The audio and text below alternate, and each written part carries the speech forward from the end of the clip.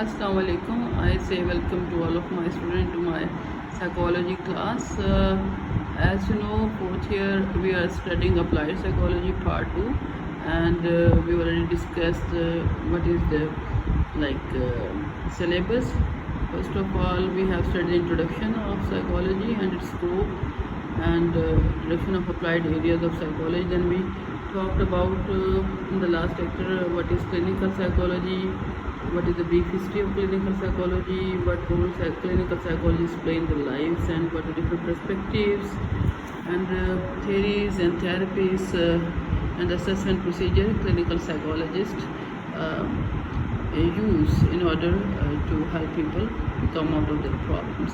Because in the same way as people have some kind of psychological disorders and problems, they go to the clinical psychologist in order to resolve the issue.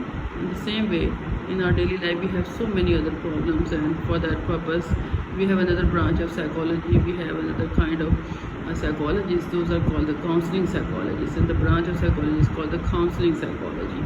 So counseling psychology is a specialty of psychology which is related to everyday problems, issues. It deals with your normal emotional problems, it deals with your behavior problems. It talks about how you can well adjust into your job, how you can get satisfaction by doing your work of your own choice, and how you can develop and excel in your career, and how you can be the most interesting person in your life. So, and how you can smoothly run your life. So this is the basic aim and the objective of counseling psychology, is to help people in daily life to come out of their emotional problems, and they can smoothly run their life affairs. So the scope of counseling psychology is very vast. Currently, counseling psychologists they are working into every field of life.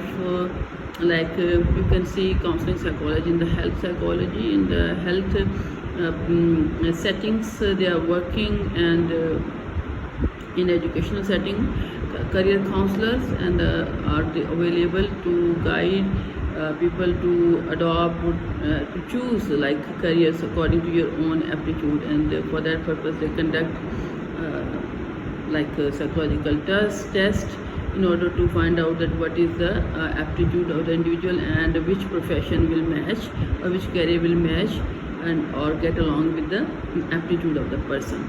And how you can increase, in the organizational psychology, the psychologist and the work in order to recruit the right person for the right job. If you need to get the best output or the performance of the employees, the employer usually they get the help from the counseling psychologist, and they help them to come out of their problems. In the same way, to develop a healthy relationship between the consumer and the organizational setting, counseling psychologists are doing a lot nowadays. Moreover, in your personal life, your relationships, counseling psychology works a lot. There are so many issues in the marital relationship, there are so many problems with the parent-child relationships.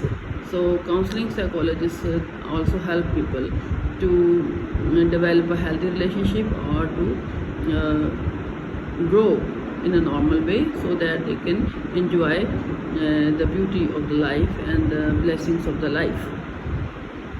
If we talk about the history of, a brief history of psychology, then I would like to show you some of the slides. And you see here, I will just say that how it was emerged. And if we talk about history of the psychology, and we discuss the timeline, first of all, you will see in the 19th century, counseling psychology was only practiced, not practiced as a separate profession, but people, the advocates and the educationists and the social workers, they were used to use counseling advice and guidance as a counseling service. But later on,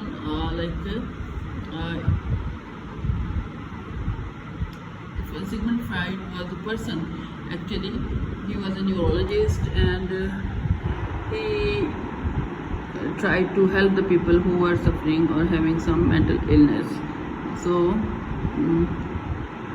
he actually is the founder of the counseling psychology, because he really want to help people if they have any kind of mental illness.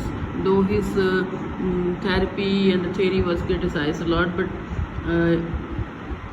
he was the first person who identified that people have some kind of mental illness, and if their behaviors and their life is not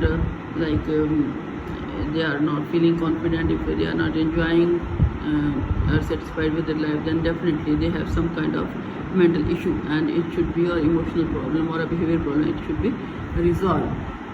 So early in the 1900, the three pioneers stood out in the advancement of the counseling, like Frank Pearson, and he is regarded as the father of the vocational guidance movement, who founded the Boston Vocational Bureau in 1908, and he was the major, and which was a major step in the institutionalized of guidance. Then you have to keep noted the name of the Jesse B. Davis, who created the first systematized guidance program in public where schools, and paved the way for school guidance and counseling. And Clifford Beers on the battle with the mental illness and depression, exposed the poor conditions of the mental institutions in his book A Mind That Found Itself in 1900. So these are the big names. Like you have to remember the name of the Frank Parson. You have to keep the name of the Cliff Beers. You have to you don't have to forget Jesse B. Davis. So these are the three major pioneer names who worked a lot for the early development of the counseling psychology. If we move further, then in the development, setting the counseling groundwork, you can open up your textbooks, and you can get more details if you want. I'm not focusing. Then the vocational counseling service, it evolves with the Great Depression. Later on, the name Carl Rogers. I showed you a picture of the Carl Rogers. He was the person who actually published his book Counseling and Psychotherapy, which emphasized a focus on the personhood of the client and a non-directive approach to the counseling. His theory was controversial, and he was based on the belief that the clients were responsible for their own growth and would know themselves better if they felt accepted and heard. So he was kind of rebellion, just opposite to the Freudian theory that the individual is tied up with his past and his instincts. So his instincts led him to perform something. But Carl Rogers said that man is a free person. Everyone who has a free will, you can do whatever you want, and you can improve yourself. So he talked about the self-actualization process. Later on, as people talking about resolution of the problems and the counseling services, then government start involving more into that, and after World War II, the government get involved more into that. So you should keep in mind that after World War II, counseling services really upgraded.